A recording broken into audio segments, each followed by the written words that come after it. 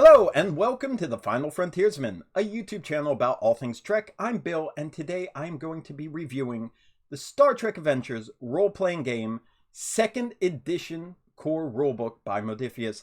This is one I've been waiting such a long time for, and I know there's a lot of fans of Star Trek Adventures out there that have been waiting to see what is exactly inside the 2nd edition core rulebook. So we're going to finally review it, thank goodness. So as usual, for our reviews, we have the alert system. Yellow alert for things of interest that we want to direct your attention to. Red alerts for the things we think are great. And the rarely used black alerts for the game changers, the big moments out there. Before I go into my standard review style, I know there's a lot of longtime players who know a lot about 1st edition that might be tuning in here. You might not want to go through my usual chapter by chapter breakdown. So before I go into that, I just want to say sort of a summary of my feelings about this book before going in. First of all, I'm going to say this book gets black alert.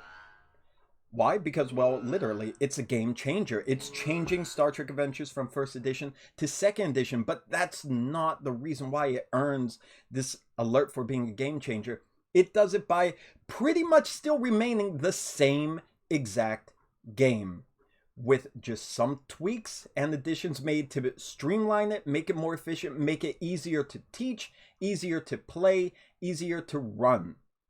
So that's why I think it earns a black alert. It takes the game that we know, it takes what Modiphius has learned over the last 7 years, and they slowly start changing and adding in supplement after supplement. And it just takes all those good elements, those great ideas that they've gotten in the last 7 years, boils them down into one solid core rulebook with some minor and in a couple occasions, some major tweaks to some of the mechanics. But I would say 95% of the rules of this, or maybe I should say 95% of your play experience in 2nd edition is going to be identical to the play experience in 1st edition. The changes that you will experience constantly from 1st edition to 2nd edition, changes to characters, changes to Starship, they're extremely minor. They're very easy to adapt one way or the other, so you could swap back and forth no matter what rule set you want. And even some of the more major additions, they are not permanently attached to this system. You could take whichever version works best for you, works best for your group, or works best for that scenario you are running. So I'm very happy to say, as a black alert, that the promises that everyone at Modiphius have been giving us over the past few months, that all of our old 1st edition books are still relevant, they're still going to be useful, they're still going to be usable in 2nd edition, are completely true. You might have to make a couple tweaks here and there, but aside from that, you're losing nothing from 1st edition to 2nd edition. It is the same game 95% of the way. So very happy to say that. So stand down, black alert. Time for me to go chapter by chapter. I apologize. I'm probably going to put far more detail into parts that I was meaning not to put detail into, but that's just my style. So I will go into the small window. But before I get into the very first part, I do want to say a special thank you, and also just let everyone know out there, just full upfront, I received the PDF as a review copy by Modiphius. Now, some people in Modiphius have been kind in the past. They allowed me to have a PDF to review, or they knew I didn't have a book, so they sent me the PDF so I could do a review for the channel. This is the first time that I was actually reached out to directly by the company Modiphius, the PR manager, Sophie. She sent me an email. I've never spoken to her before, and she asked if I would like to do a review, and I said, yes, I would. So she was kind enough to send the PDF, and here we are. So Sophie, thank you very much if you're watching this. I really appreciate that, and it was a pleasant surprise. But here we go. Star Trek Adventures, 2nd edition role-playing game, core rulebook. Let's get back into the alerts, all right? Yellow alert. Here we go. Yellow alert. Right before we even start, you just open up the cover. The front cover interior and the back cover interior, I love. Now, just like in the first edition, you open up the front cover, there is a galaxy map. This map is gorgeous in second edition. I love the way it's laid out. I love the way that it represents the galaxy.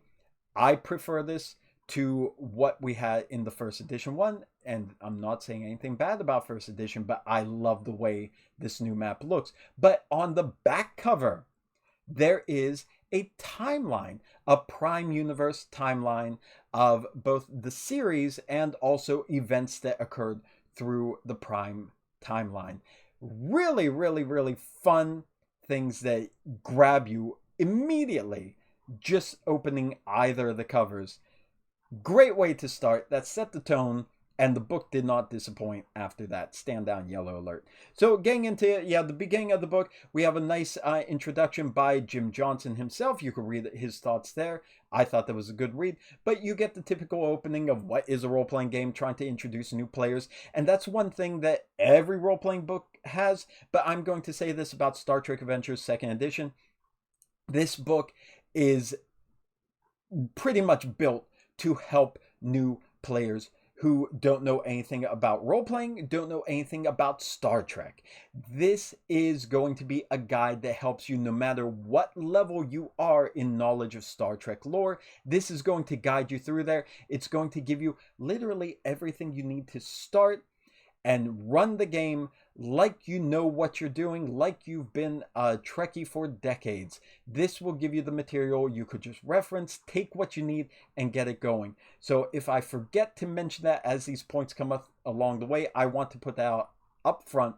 This game is designed to help everyone, no matter what your level of knowledge is, no matter what your experience level for gaming is. This book is tailor-made to make sure everyone can have a satisfying Star Trek role-playing experience. It was great. As I said, the core mechanics haven't changed. It's still the 2d20 system. You roll 2d20, you add an attribute and a discipline or a department. You total them together. You roll equal or under to that with your 20-sided dice. Anything equal and under, that's a success. If you roll a 1, that's a critical success. If you roll a 20, that's a critical failure. There are things to adjust those for those values where you might roll a higher number and still get a critical success, or you might roll a lower number and still get a critical failure, which is called a complication in this game. All of that has stayed the same. All the basic mechanics of the 2d20 system have stayed the same. There's not going to be too much to say about that until pretty much the differences come in. But this book is split into 3 parts. Part 1 is the Star Trek universe, and this is what I'm talking about. This is for the new players, and not just the new players. I do recommend that even old hardcore Trekkies read this, because it's always good to get some fresh ideas thrown out there, things that we know we take for granted, but because we don't think about it, we overlook the obvious. So reading through the histories, all that stuff, I highly recommend going through it. Part 2 is playing the game, and part 3 is running the game. So players in part 2, game masters in part 3. So let's jump in. Here we go. Chapter 1. Chapter 1 is a Star Trek primer. This is going to introduce the world of Star Trek to players who want a refresher, or maybe who don't know anything at all. It's going to have culture, economy, history lesson, especially with economy, like how do Federation citizens use money if they don't have currency. So it does go into a lot of detail, answers a lot of questions, and it will bring you up to speed if you are not that knowledgeable on Star Trek. It's similar to what the Game Master's Guide and the Player's Guide were when they were released, with all the information they have. It's a bit more of a truncated version of that there to really get you going, get you started. Talks about the notable civilizations, of course, Federation. It gives a brief rundown through its history, through the founding with the Coalition of Planets, onward, all the way up to the 32nd century. Klingon Empire, Romulan Empire.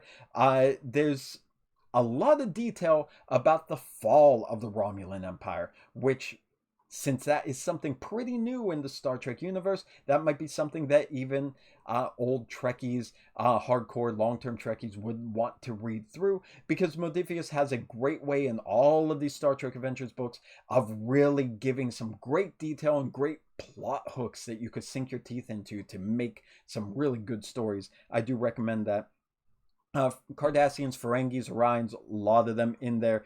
It has the Borg Collective up through Picard Season 3. So pretty much up to the point where I'm recording this video, this book, second edition book, is pretty much caught up to everything except maybe Discovery Season 5. The final season, Discovery. It's the most up-to-date book thus far, which makes sense. It's the newest release. So it has everything about that. It touches on Dominion, civilizations like the Tholian Assembly, the Q Continuum, Pakleds, and variety of Delta Quadrant species. It goes into the eras of play, so you know the Enterprise era, the Next Generation era, all that touches on that. Again, this is for a refresher or for players who aren't that familiar with all of Star Trek. This is your guide to go to so you can run it like you are an expert. One other thing, I'm going to give a yellow alert because I found it interesting, is there are some events mentioned in here that come from other sources outside of the films and the movies, such as the IDW comic books. So with that in mind, I do recommend still, it's worth a read if you're not caught up on every single aspect of Star Trek media. There are things they add in, plot points from the comic books and other sources that they mesh into here. So again, it's a great way of getting ideas and also keeping up to date with other things that are happening around the whole Star Trek franchise. Was pretty cool. Chapter 2 is all about Starfleet, and again, if you're unsure what Starfleet is, this is going to explain it to you. Prime Directive, Temporal Prime Directive, the purpose and the mission of Starfleet, and also with the Prime Directive, like, it goes into how, yes, it's a rule, but it is interpreted in different ways by different captains, different characters, different players, and that's okay. It's not meant to be a hard stop. It's meant to be a tool to explore the drama and the social impact that it has between the characters. And it's great advice in there. Again, it's for everybody, advice for everyone.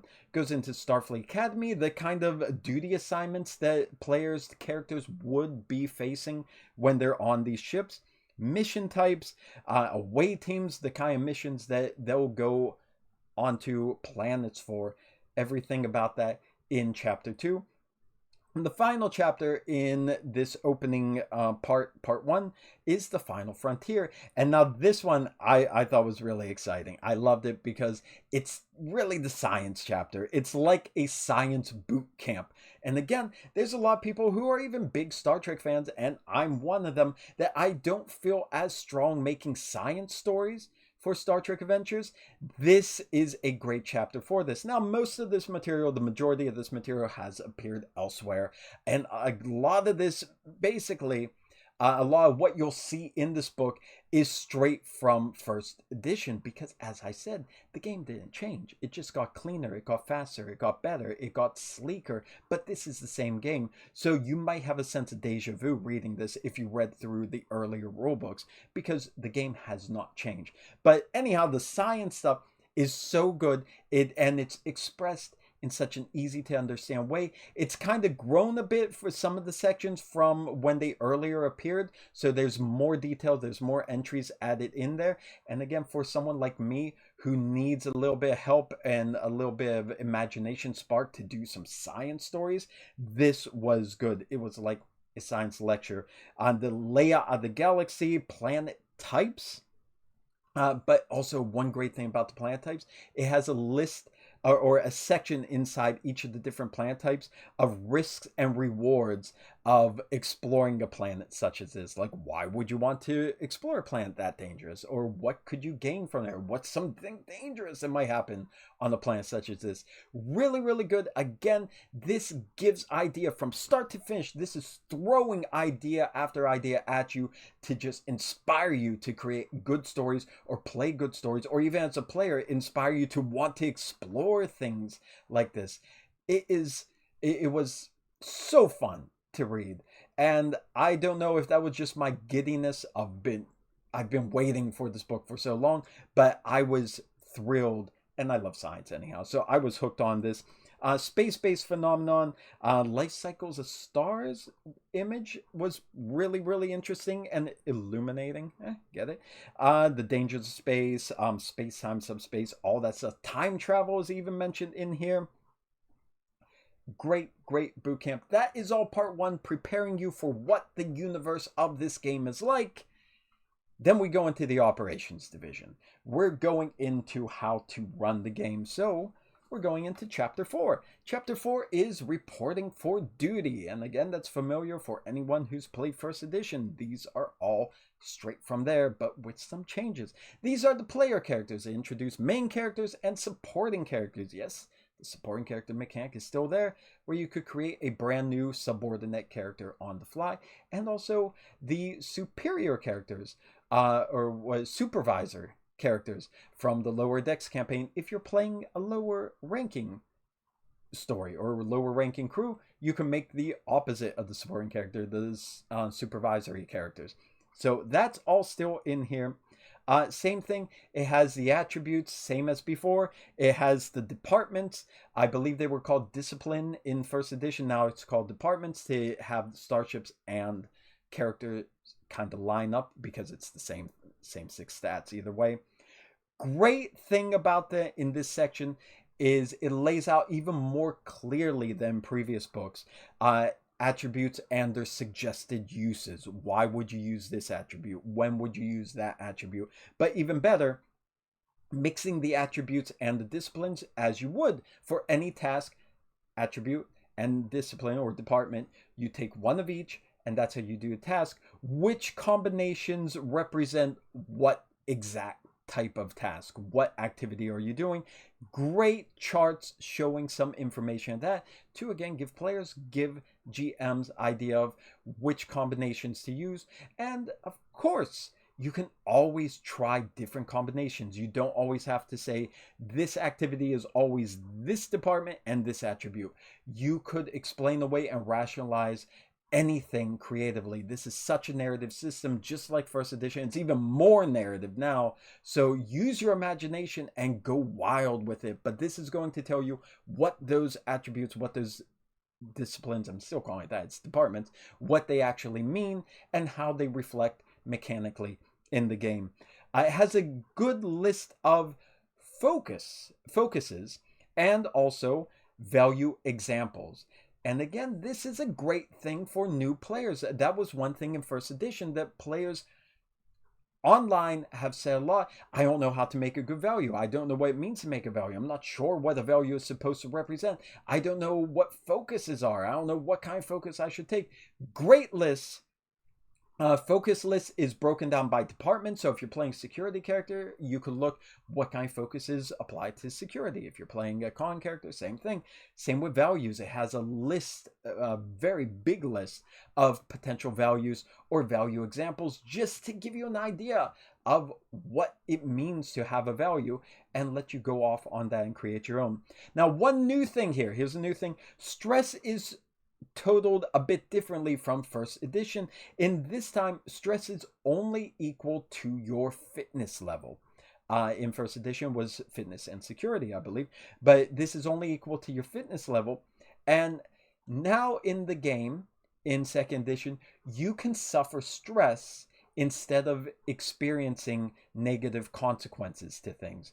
And it sounds like it's kind of a new thing, but it's pretty much the same as in first edition. It's basically when something stressful is happening to you, you can take stress to get over it or ignore it or avoid it, pretty much. And that's going to come into play later, but that is brought up here. Now it's going to get into the character life path next, and this is character building. So life path has a summary.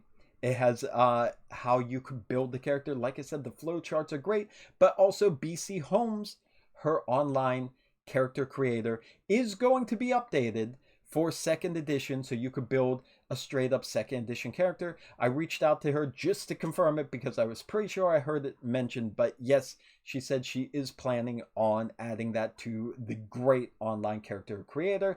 I'm pretty sure I'm going to have it down in the description below. I put in so many videos, so it's probably going to be there. And if second edition isn't available to use when this video comes out, it's going to be there eventually, so just keep checking. Anyhow, I'm going to give our first red alert. The flowcharts. Like I said, the flowchart that we have here for character creation, this is the first one. But there are so many flowcharts in here. And this is why I think this book is so great for reference, so great for new users. You could just flip through the book to the section you want, and these flowcharts stand out. So if you need to know, how do I do this? How do I do that? There is a flowchart for all the major aspects of this game. Flipping through the book, even if you don't have the PDF, you will see the flowcharts there. You will find that information and just briefly go down like, okay, I got it. I'm ready to go. Read the book once, check the flowchart after. You're going to be good to go. I love the flowcharts in this book.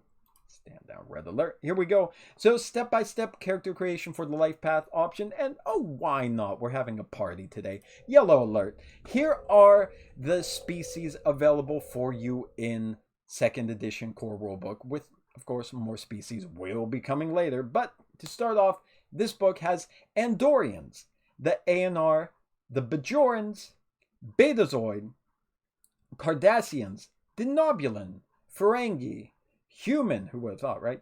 Klingon. Klingon. And I'm not putting the picture in the review, but bravo to you for the image you chose of the Klingons. That's all I'm going to say. That brought a smile to my face. Orions. Romulans. Romulans, yo. Romulans. Come on. You could start the book. You could start your first character as a Romulan. You could play a Romulan campaign. What else do I have to say? A lot more. Just wait. Tellarites, Trill, and Vulcans. Those are what appear in 2nd edition to start with. And again, there are going to be more along the way. There are dozens that were already established in 1st edition. They're coming. Anyhow, some new things that have come up. Some new things for 2nd edition first. Now, every species is going to have their own unique species ability. A lot of them were talents in 1st edition, and they took up a talent slot. You had to pick one of these. Now everyone is getting this special species ability that is separate, so it doesn't eat up any of your talent slots. And I think that's a great idea. And also, there are a lot more traits added to characters during character creation, or you can add to characters during character creation, because that's another big thing about 2nd edition. Traits play a huge role in here. Traits were huge in 1st edition, but they are huger. That's English. I'm an English teacher. So traits are massive in 2nd edition. There are so many uses for traits, and they play such a more crucial role in pretty much every mechanic going forward in 2nd edition. So just load up on traits, whatever makes sense for your characters. There is so much you could do, and a lot of what were not really mentioned as traits in 1st edition, but if you think about it, they pretty much were traits. They are now traits in 2nd edition, and you'll see that as you go through the book. Other new things here is step 4 in the life path creation now is about career. So it's no longer just your Starfleet career, because this book has it open to non-Starfleet games. Klingon Defense Force, you could be Romulan Empire, you could be Ferengi, you could be Orion, you could be completely non-aligned. Mercenaries. Now you choose a career path that fits what you're doing. It's not Starfleet Central anymore. This is completely open. Step 5 is also changed because of that. So it's your experience. It's not your experience in Starfleet or in Starfleet Academy. It's your experience in whatever this career of yours is. And yet another new thing is pastimes. This is like another focus that your character gets that doesn't count towards your standard focuses. So this is something that has nothing to do with your duty, nothing to do with your job, your profession. This is something that your character enjoys doing. Maybe it's a hobby, maybe it's a musical passion, something your character loves, but it's not tied into who they are and what their job is. And again, in first edition, this, if you want something like that, you would take that as a regular focus. This keeps it from eating a slot, but provides it for you, so you have it there. It's probably not something you're going to use a lot, and it's not going to be a linchpin in the crucial scenes every episode, but it might be something that you can explore with your character or use in creative ways. Great thing. And if you haven't noticed, there's really nothing massive that's changed from character creation. You could grab your first edition character right now and just make those changes. Change their stress level down to just the fitness score, add them a pastime, move whatever their species talent is to separate. It's no longer a talent slot, and they get a free talent from there. The other thing, of course, was you're going to have to check if any of the talents that use challenge dice have changed, but we'll get to that later. So simple. Nothing to worry about. Carrying on, it also goes into if you don't want to play like bridge staff, if you want to play different kind of roles, so you don't want to be like first officer, commander, that they have things like bodyguard or intelligence agent, a merchant, what else, political liaison, translator, things like that for things that are not your standard bridge officer roles, and they will have their own role abilities. Also, the role abilities like for security officer, things like that, those have changed a bit as well, and I think they've all changed for the better. So take your old first edition characters, skim through what has changed, make the changes on your sheet. I think you're going to like how they smooth out and improved characters for second edition. I certainly do. There's also the creation and play method if you don't want to do the life path method. So creation and play, you just whip up some stats, start playing the game, and you finish building the character as you play. That's still here. There are still rules for that. And guess what? Flowchart. Hey. Another thing, as I said, supporting characters. Or even the supervisory characters, those are still here, and the rules for using them are pretty much the same, just maybe a small tweak here and there, but nothing massive. And again, either way, first edition, second edition style, it's going to work for this. Talents, it'll have the whole list of talents. It'll have your whole character development, so advancement and improving your character, because Star Trek Adventures doesn't really have level up. This does not either, but I'm giving this a yellow alert. Character development now uses the system that was introduced in the Klingon core rulebook, and yes, thank goodness, that is the superior system. I love it. It puts the onus on the players to really get into their character, to explore who their character is, and keep track of your values. Use your values. It makes you want to use your values because that's how you advance. That's how you level up, even though that's not a thing here. So it follows that whole use a value positively, challenge the value, or have the value used negatively against you. If a value is used, you mark it on your character log, you mark how it was used, and that leads you to your milestones. So read through it if you don't already know it through the Klingon system. It is vastly superior to, in my opinion, vastly superior to the original core rulebook advancement system.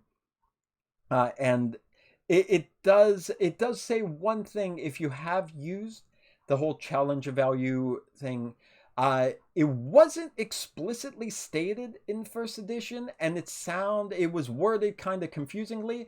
What else is new for first edition? But if you challenge a value, you cross it out. I'm not going to get into detail of challenging. You can read the rule book if you don't already know. But if you challenge the value, you cross it out. You get the determination because you challenged your value. You're going against it. You cross it out. And in the first edition rule book, it didn't really clearly explain. It says you may rewrite it. This makes it much more clear. You must rewrite it. You just don't have to rewrite it in that moment, but that value is gone until you think of what the new version of it is for you challenging it. So I'm glad that it points that out. It makes it a little more clear. And yeah, I'm not going to go into details of how the whole advancement works. It's in the Klingon book. It was in, I believe it was in the Rules Digest, and now it is the standard for 2nd edition. Good on you, Modiphius. I'm glad you went in that direction. I'm glad you didn't really change it either. So stand down, Yellow Alert, if I may. Chapter 5. Your home among the stars. Here we go, starships. Now here's where some of the new stuff starts creeping in. Starship fundamentals. The ships, same thing. They do tasks just like characters do. You have your system and you have your department. You combine those together. Same thing as attributes and departments with characters. One of each, and you do the role. Now the ship is always going to assist on any task that uses the ship. So any task you're doing that uses the ship's systems to help you, the ship is going to assist you on it. Now, one new thing here for 2nd edition is only one other character may assist the active character along with the ship. So whoever is acting, the ship is going to assist them because they're using the ship system, but only one other character may assist. That's what it says here. There's other changes with assisting going on, but this seemed to make it clear that only it's a hard limit. I might be wrong, Jim, if you're watching this and I got this completely wrong. It sounds for at least ship activities, only one other character can assist along with the ship. So that's something new here. Same as with, like I said, with characters, it gives you good advice and some charts with great examples.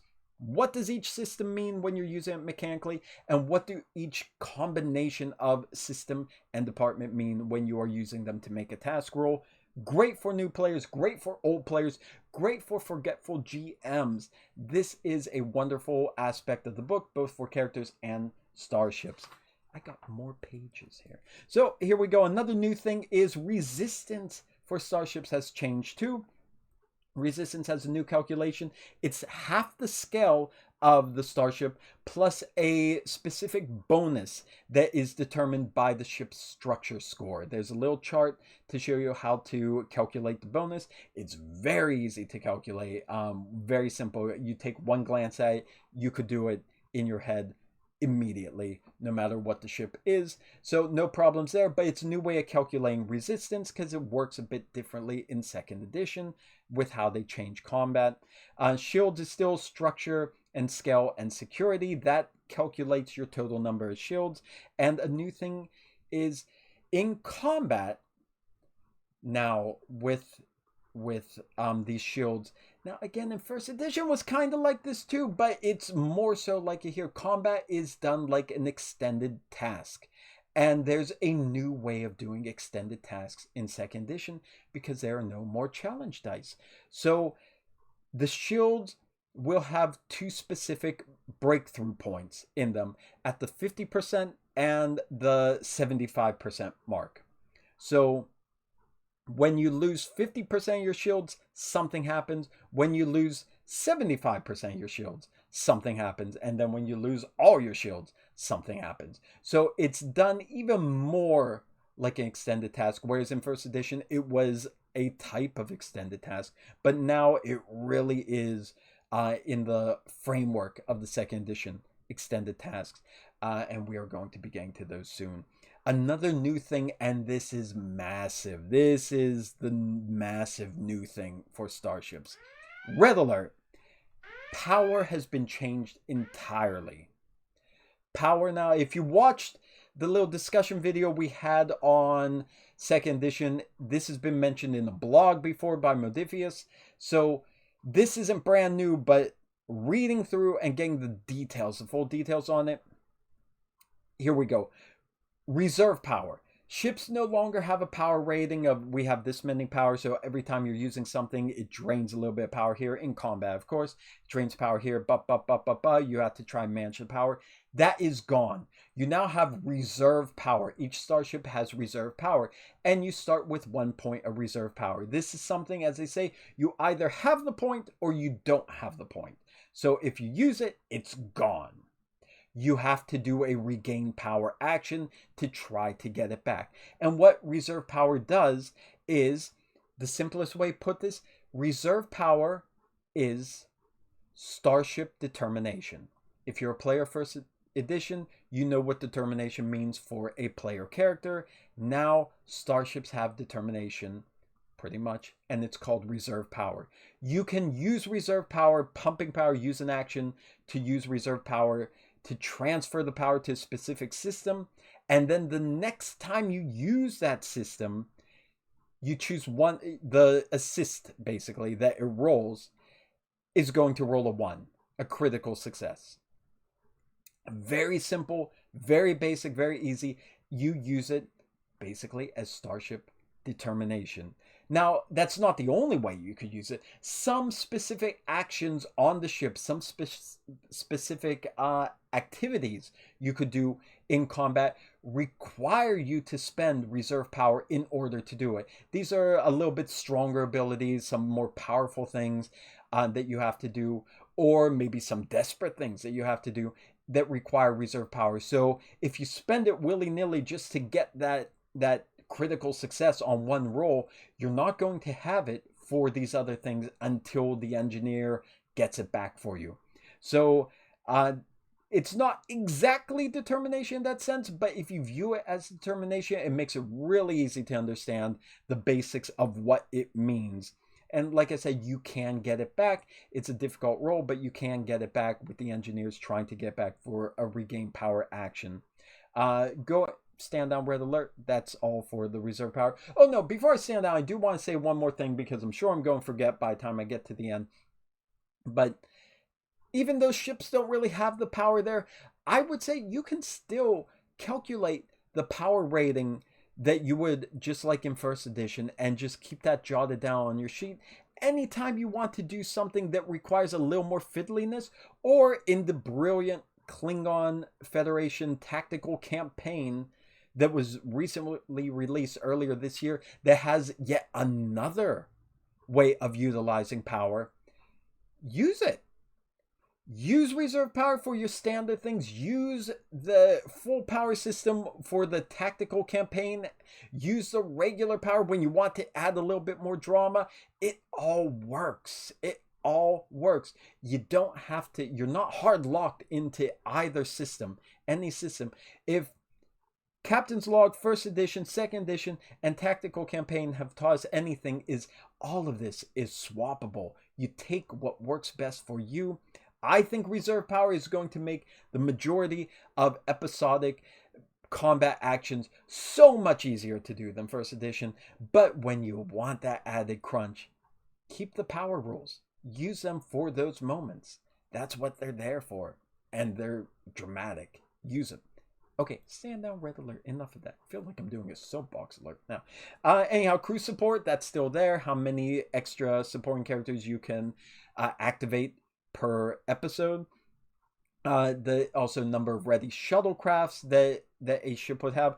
All that stuff is still there. It does go into detail about the different facilities on the starship, the different positions on the bridge, major locations, a lot of detail like that. And as I've said before, it's to help new players especially visualize, or also help any player kind of design their own ship. Or you could sit down session 0 and think about what you want in your ship, where you want it to be. Great detail on that. And speaking of which, that's a big part in the next section, starship creation. I am going to give a yellow alert, something I want to point your attention to. This book, and this surprised me a bit, this book, it covers starships from the 22nd century to the 25th century. So it has from Picard, pretty much. Now, what surprised me, though, the distant future, like the starships we see in the 29th century or 32nd century for Star Trek Discovery, are not here. I thought that was really weird, because we have a few Discovery PDFs and things that introduce the upgraded ships from the future.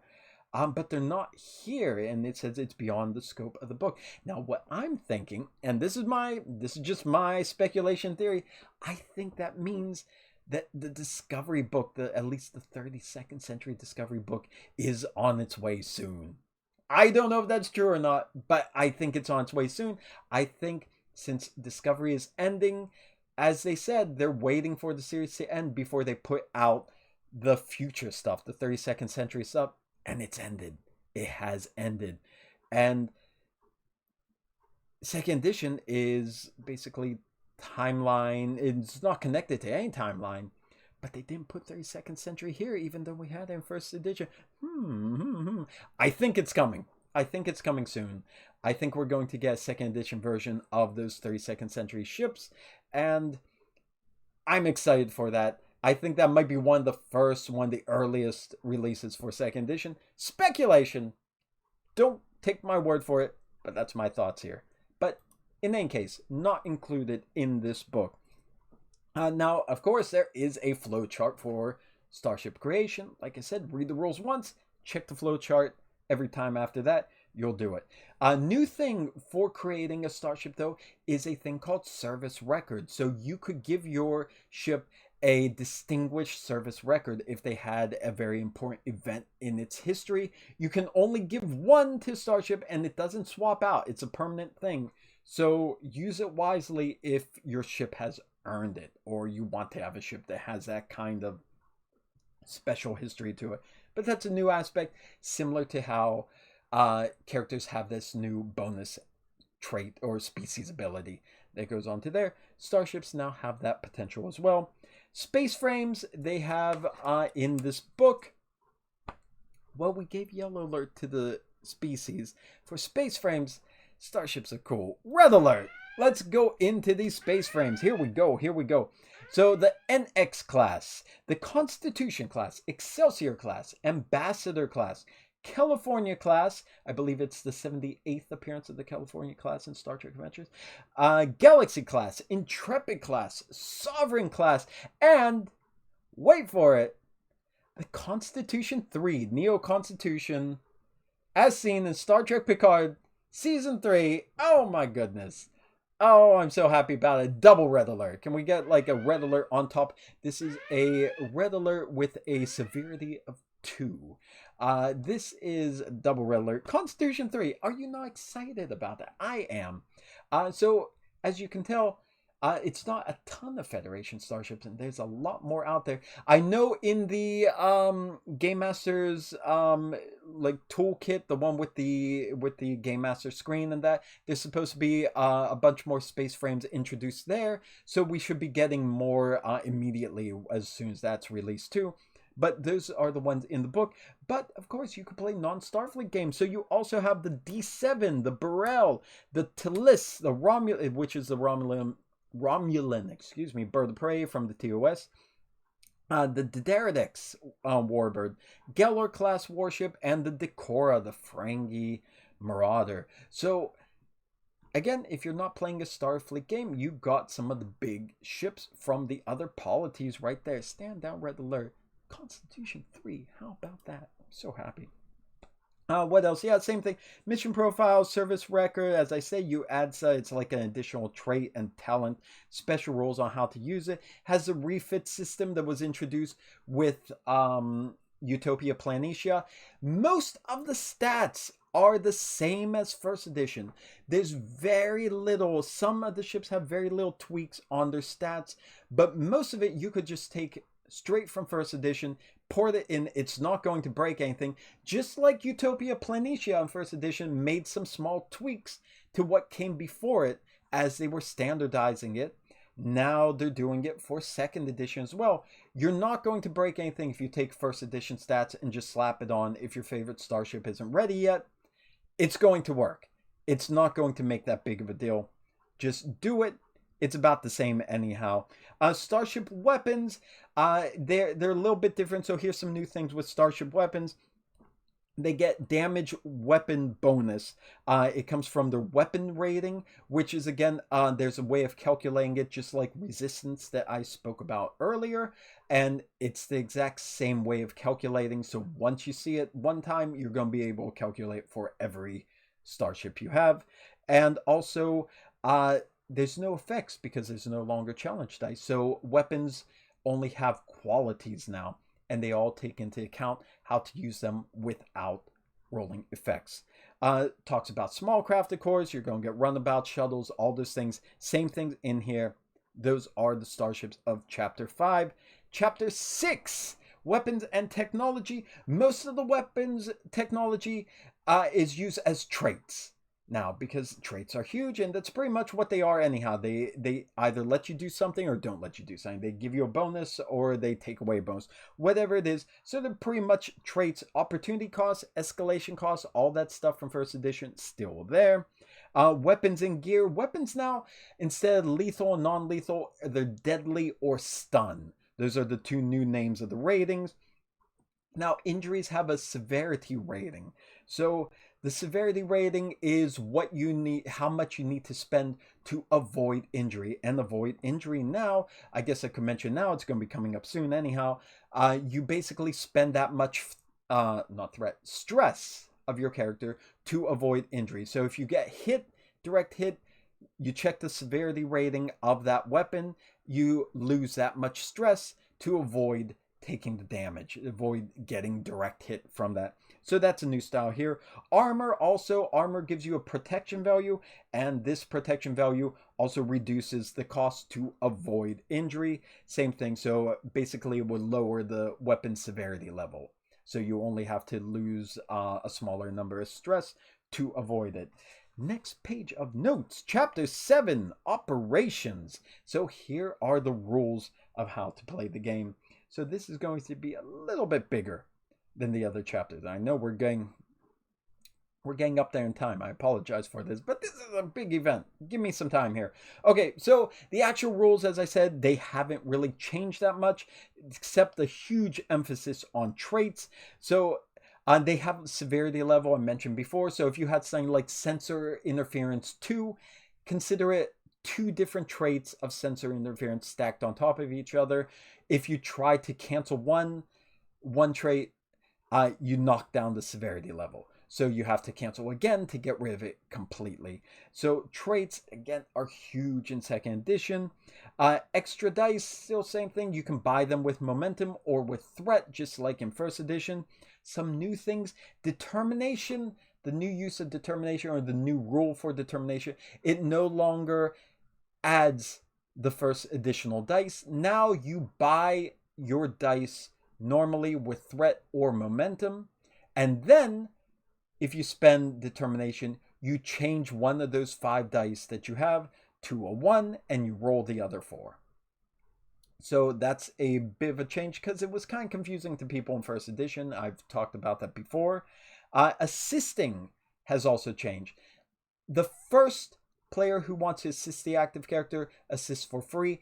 Any additional characters that want to assist, you have to spend 1 momentum to do it. So it kind of slows down and helps limit, so not too many people jump on needlessly into assisting. And now opposed tasks have changed. So first, if you're opposing, instead of you both rolling against your difficulty number, active character and reactive character, you have your own difficulties. You're rolling against it. Whoever generates the most successes, hence momentum, is the winner. Now, the reactive character rolls their task.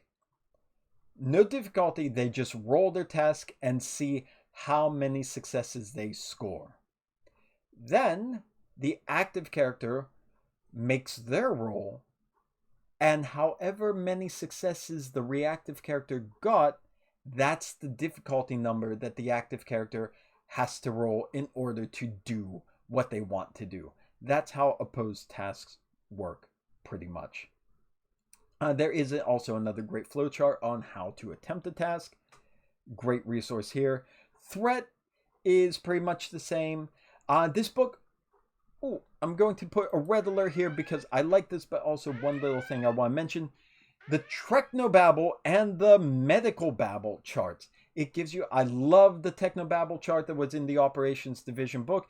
We have a new chart here in this book. You have it right away. You just roll on the table with your d20s and you're speaking Technobabble just like they do in Star Trek. Now there's a medical one added here, which is good if you need to come up with some on-the-spot medical jargon for the only disappointment for me, and there is one, is I've wanted a medical babble chart for a very, very long time, and I found a couple online, and this one, just like the one online, has the same downside to me that I'm not looking for. I still appreciate it, but what's disappointing to me is it's not just random medical terms where you could just throw out a string like the Technobabble.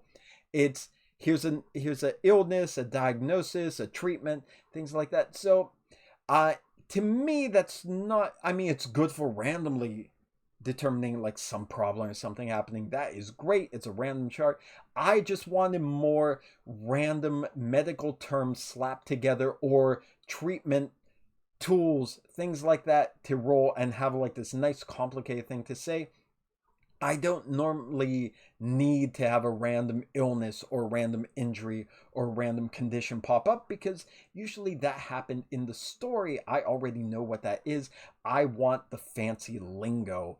And while some of that is part of the chart, I wish the entire chart was that.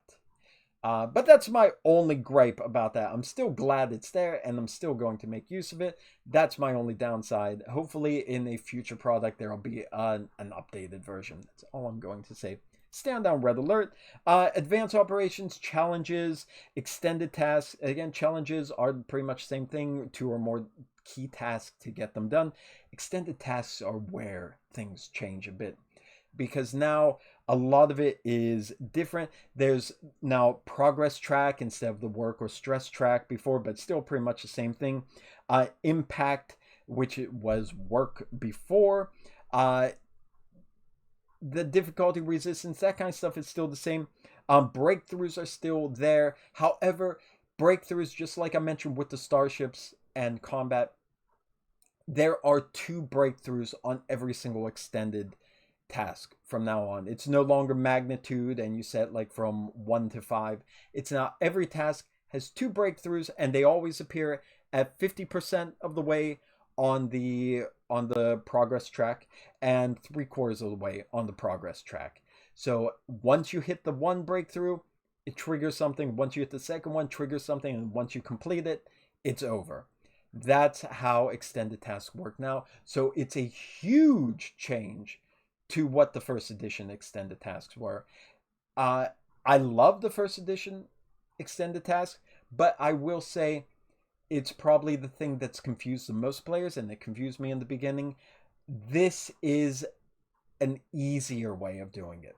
This is a much more easy to grasp way of setting up instantly, no stress, no muss, no fuss. Anyone can set up an extended task right away. And the goals are very simple. The goals are very clear, unlike with how you could solve an extended task in first edition without ever completing the work track. This is now much more linear. It's much more easier for everyone to grasp. I think that's the right decision for new players especially, and just to keep the game moving forward, to keep the series moving forward. I don't know if I'm going to use this version, but I'm definitely going to try it out before I make up my mind. I love me some extended tasks, so I might still use the first edition version, but I think they made the right choice for second edition. But it's probably the biggest mechanical change in second edition. Okay, let's go into conflict, because that's where this all leads. Conflict, this chapter goes into all 3 forms: social conflict, personal conflict, and starship conflict. On the stress track, As I mentioned before, it's changed a bit where you could use it to absorb the problems that are coming at you to avoid consequences, to avoid injuries. If your stress track maxes out, you are fatigued. So it's +1 difficulty on all of your rolls, and one of your attributes is shut down. And what that means is any action, any task that would require that attribute automatically fails if you fill up your stress track. So it's a different way, it's different from first edition, but it kind of makes sense. You can recover stress, but it's recovered in very different ways. They all require different amounts of rest, and they will recover different amounts of your stress track. So read through that. It's not too complicated, but I'm not going to bog you down with the details now. NPCs do not have a stress track. So like minor NPCs are just going to be taken out as soon as they get hit with an injury. Other NPCs will have a way of avoiding injury to different degrees, whether they're notable or major. So it's changed a bit there. Social conflict is now using the stress track, going back and forth. It's an opposed task. You're using the social tools to make it easier for you or harder for your opponent. So the tools like deception, evidence, intimidation, those kind of things to improve your odds. Now, if you successfully do your persuasion roll, the target can take stress to still continue to resist you. So they either give in and do what you want if you succeed on your persuasion in social combat, or they take stress and keep resisting you. But of course, you wear them down, then they have to do what you say. Or they'll give in to your demands. Personal conflict, there's some changes like movement through terrain during combat is different now, where it requires you to spend momentum to go over difficult terrain or obstacles. And if you can't, if you don't have the momentum to do it, that's where you will roll like a movement task to generate said momentum. So it would be a difficulty 0 task. You're trying to generate the momentum to cross these hurdles as they appear on this. So it's a slightly different way. And again, it gives a little more emphasis and importance to momentum and encourages players to use momentum more, because a lot more things are requiring little momentum spends here and there. You'll see that as you read through the rules. It's not massive, but it is a good way to, aside from one momentum disappearing at the end of every scene as usual, it's a good way of encouraging players to keep using momentum because they're going to need it for little spends here and there. So I like that. I like that about it. Actions are same. You get a standard of 1 major action and at least 1 minor action. You have to buy the rest with, again, momentum if you want to do more, but only 1 of each particular minor action in a turn. Surprise, surprise, there's a flow chart. Here's a new thing here, and this is kind of, I'm not sure how I feel about this one. Cover. When your character takes cover in here, since there's no longer that kind of resistance thing with rolling the challenge dice in 2nd edition, when you take cover from a range attack, it now turns the range attack into an opposed roll, as I described earlier. If you succeed at the opposed roll when you're taking cover, you get to have a free attack back at your attacker without doing an additional roll. But I don't know, it's a little abstract for me. I'm going to have to see it in action. I heard about it earlier, and even reading it in the rulebook now, it still isn't perfectly clear to me. So I'm going to have to see it in action before I know it's a little too vague, because if you're just trying to dive out of cover, why does it have to be an opposed task? I'm going to have some hands-on on it first until I have my full opinion, but it was a little strange for me. Injuries now. Injuries are described as a trait. They have severity from 1 to 5, and As I mentioned, like NPCs and that, they don't have the stress track, so they're automatically defeated if they can't avoid the injury. And characters are also defeated if they get an injury as well. So they fall prone and no more actions. So you would spend your stress to avoid injury. If you can't do that, that's when you take the injury. Then a stun injury only lasts as long as you are defeated and you're out. So once you're brought back out of being stunned, it'll go away. It'll go away on its own. A deadly injury will make you dying. It will give you the dying status. So if you are defeated and you have a deadly injury, you are dying. So you take an injury, you're defeated, and it's a deadly injury, you need to have first aid or your character is going to die at the end of the scene. That's still similar to first edition. But again, these are treated now as traits that have to be treated. Now, even if first aid treats you, it treats the injury there. However, you're not healed from that injury. It kind of just brings you back. So you're defeated and it's deadly, so you're dying, you're treated, you're no longer defeated, but you still have a deadly injury on you. That needs to be taken care of later. And with recovery, medical treatment, and that, it gets more difficult if you don't receive first aid treatment for any injury you have first. If you're going directly into medical treatment, the difficulty will be higher. Starship Conflict is pretty much the same in that regards. One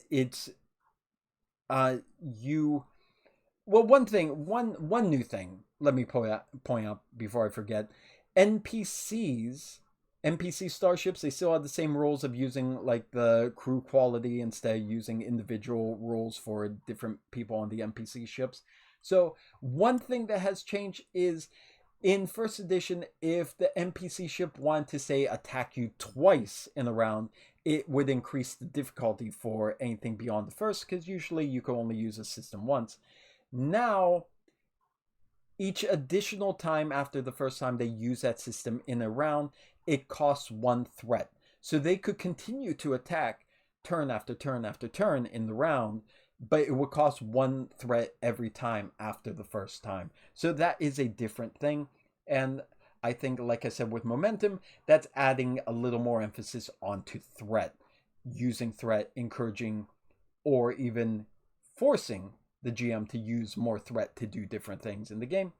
I'm fine with that. I think that's good. Instead of having people get a mountain of threat, have it flowing the way it should be. Other things about here, the Starship Combat, like I said, it's like extended task, 50% shields, 3/4 of shields, and 0 shields.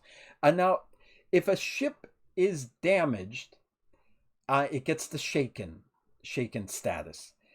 So this will give it some kind of minor damage. You could choose or roll on the chart what that damage is. If the shields are already at 0 when damage comes in, it suffers a breach.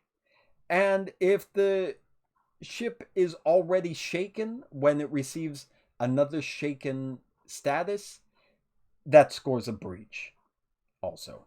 So there's a few ways of getting breaches in this game, or in Starship Combat. So one other thing that's changed pretty massively, which a lot of people has complained in first edition, is how does a starship get destroyed? A lot of people complained that it was impossible to destroy a starship in first edition. It wasn't. It was more narrative, but it is a lot more clear how a starship can be destroyed in this one, and that's through breaches. Pretty much the way it's done is, if once you get breaches over your scale limit. So if you have a scale 6 vessel, and let's say you hit 7 breaches, or a massive thing happen and you bump up to 8 breaches, like you go from 6 to 8 or 5 to 8 in one go somehow, your ship is pretty much dead in the water. There's nothing you could do. Your ship is out of it. Everything's 0. You're dead there. If you gain any more breaches after that point that you've already crossed the scale level, your ship is destroyed. So again, that's not just crossing the scale. So 6 and you hit breach 7, you're destroyed. No. The way it's written here, the way it sounds is once you get breaches that cross that scale threshold, your ship is dead in the water. And at that point, any further breach will destroy the vessel. So it's a lot easier to destroy it. There are still the ways to avoid it. Eject the warp core, just like in first edition. That's all there. Damage control is now kind of like first aid, where you could do those on the spot repairs right away, and then when you need the hours and hours and hours of actual repair to do it, it becomes easier, or I should say it's not harder, because you made those first initial repairs. And yeah, that's pretty much combat. There's a lot to go through in that chapter. It's not all that complicated, but there are some little nuances, some little changes. But the flowcharts, they are going to help you. They are going, and there's a lot of charts, there's a lot of grids, there's a lot of things, sidebars that will help you with a lot of these details on here. I found it easy to grasp. I think you will too. We're almost done now. Chapter 9, Game Mastering. So this is advice for running the game, of course, as a game master. A lot of details on how to use threat, which I thought was really good. Details on traits. Red alert. Extended consequences are now a main part of the rules. That is one of the best mechanics added midway through the life of first edition in the Game Master's Guide. Now extended consequences are a main part of the game. I'm so glad they're like the evil twin brother to extended tasks. Love them. They're a great tool for GMs to use.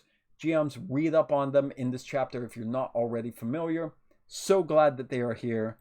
That's all I'm going to say about that chapter. It's just pure detail for GMs to really understand what all the aspects of the system mean.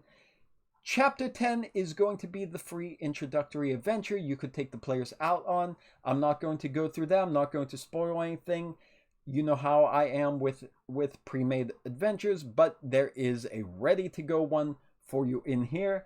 And then Chapter 11, final chapter. This is Allies and Adversaries. This is going to explain how minor, notable, and major NPCs work. It's going to introduce one very new concept, that notable and major NPCs now come with a pool of personal threat that they bring into battle. Now, one thing I didn't know when I heard about this before is this personal threat, they can spend from either the GM's pool or their own pool, but their own pool of threat can only be used on things that affect them directly. So as a GM, I have 0 in my pool. I can't take threat from that character's personal threat pool to create a complication that has nothing to do with them.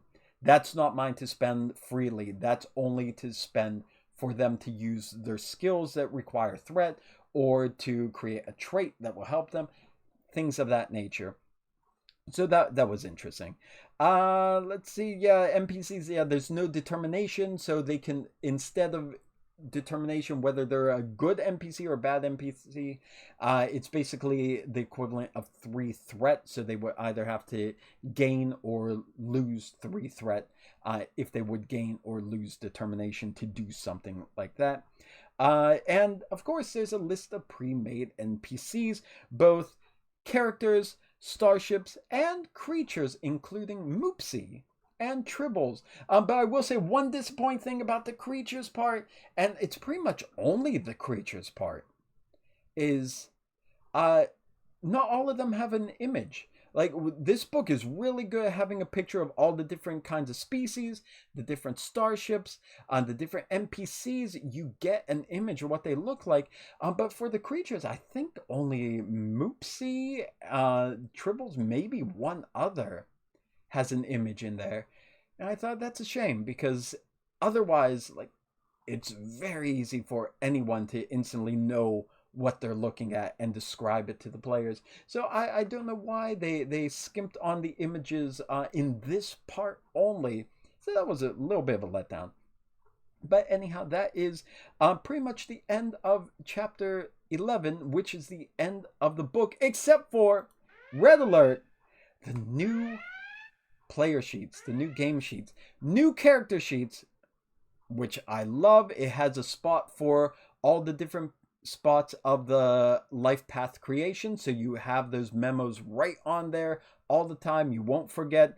Starship registry sheet, now the new beautiful starship sheet, and even better, the personal log sheet for the new advancement rules. I am going to give these to my players right away because that's a system we use. I want them to use it. I want them to keep these logs. Love these sheets. And that's it. That is Star Trek Adventures 2nd edition. Oh my goodness, this is a long review. I apologize. I know nobody's watching it at this point. Final thoughts here. Let me shut up and get out of here so I don't waste any more of your electricity if you're still watching this. But I think this is a great step forward. But the thing I said, whether it's power, whether it's extended tasks, extended consequences, whatever it may be, things that use challenge dice in 1st edition, you can still use it. You can still sprinkle it in. You could, like I said, I think I'm going to be using reserve power for the majority of my starship combat, but there are going to be some moments where I'm going to want either the regular power system to just add that drama of we really need to manage our power, or the even more thrilling, exciting, dramatic use of power introduced in the tactical campaign. That is still workable. That is still usable. There is nothing from 1st edition that is going to break 2nd edition. And there's nothing from 2nd edition that is not going to work if you throw it into your 1st edition campaign. This has only made the game better. It's made it more accessible. It's made it more understandable. And I think that is exactly what Star Trek Adventures needs in year 8 going forward. Bringing in new players, new GMs, people who maybe don't know about Star Trek, but they want to play, they want to give it a try. They're scared, they don't know how. This book, this is all they need to get started and start them down that long road, getting from there to here, where they know all of the details and the ins and outs and the differences between a Vulcan and a Romulan and why they're different. This book is a great start. Is it necessary for a 1st edition player? No. None of the books are necessary after you got one core book that you're happy with. But I will say, for reference material, for having a cleaner, more efficient, more I would say smoothly executed version of the rules, this is definitely going to be the book. And especially it will be now, it's 2nd edition going forward. But if you had 1st edition and 2nd edition side by side, there is a lot you can get out of both of them, but it's the same game. No, you don't need it, but I highly recommend at least reading through it. I am going to basically be going full 2nd edition from this point forward, and then adjusting from there, taking back the little aspects that I like from 1st edition where needed. But definitely characters, starships, all that stuff that's changed in 2nd edition, I'm sticking with that. And like I said, this is far better for reference with all the flowcharts in it. I can't stress how good those flowcharts are. They really up the level of this book and its utility. No more skimming and like, I know it's on here. You just recognize the flowchart immediately. You can't miss it. And I will say one other thing I like throughout this book, there's a lot of little details. There's a lot of things I didn't even mention that I want you to experience and be surprised and enjoy on your own as you go through the book. Some very, very neat things. But there's a lot of little details, like the way the 3 parts are broken down, with part 1 introducing the world, Part 2, introducing the operations, how it works. Part 3, introducing how to run the campaign, how to lead the campaign. The color scheme changes. So you have the science department for part 1. You have the red operations because TOS, Strange New Worlds. Then you have the gold command for a game master thing. You just notice the little shift in color scheme as you're reading through it. And it's like, oh yeah, because we're leading. It's command, so that's why it's gold. Other things like there are still not as many, but there's also like the little sidebars that are in universe written logs or communications. There's a neat little plot string going through some of those. So read through it. Read through this book. Enjoy it. I loved it. I'm very, very, very encouraged by what I saw in here, and I'm a believer in 2nd edition now. So that's it. I'm done. Shut up. Here we go. So thank you for watching. If you did, I hope this was helpful to you.